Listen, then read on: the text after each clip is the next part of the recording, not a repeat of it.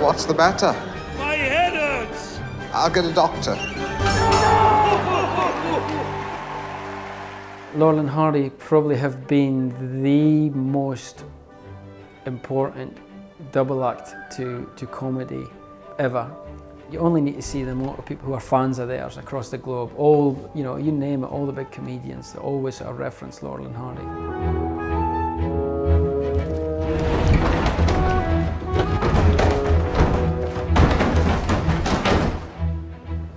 Do we really need that trunk? A lot of young people don't know who Laurel and Hardy are, but if you show them a picture of Laurel and Hardy, they go, oh, it's those guys in the bowler hats. It's almost like their trademark, that shape of their bodies and their hats is something that is just burned in everyone's consciousness. Good afternoon, folks. Hello? Oh, ma'am, if you're buying tickets, tell them you're friends of ours. He'll charge you extra. 2 seats, front row. Laurel and Hardy had this sense about them when you watched their work that they loved human beings. They had compassion for the human condition.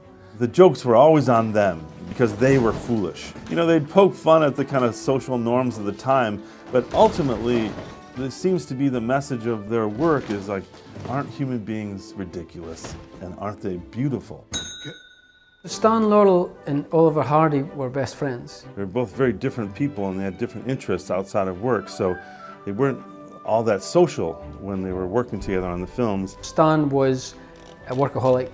Ollie was a guy who didn't want to be around a set unless he was working, who would golf, who would go and, you know, bet on the horses. The fact that they were such different people also, I think, surprises people. But they loved each other. They really loved each other. You can't have Hardy without Laurel. It was Stan Laurel did a lot of the writing and sort of shadow directing. They would have a director every time, but Stan would kind of set things up and then the director would sort of execute them. So we're on a wide 2-shot here, Stan, just like you wanted. And Oliver's job was just to, he was a sounding board for a lot of the material. Stan would present ideas and Oliver would go, that's funny.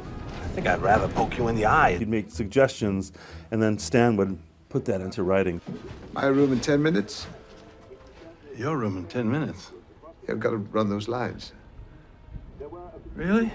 Laurel and Hardy's significance in comedy is huge because they're still with us 100 years later, almost. Good comedy crosses the barriers of time. You know, that's something that made someone laugh 100 years ago still makes people laugh now, and there's something really wonderful about that. The comedy they did will never die. It will be there perpetually.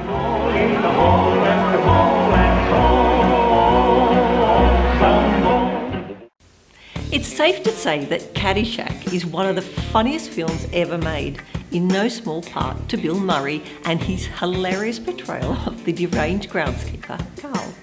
One of the more famous scenes of the movie is when Carl practices his golf swing on a row of flowers while narrating his own Cinderella story at the grand open. The entire scene was improvised on the spot by Murray, proving once again what a great comedian can do with even the barest amount of inspiration.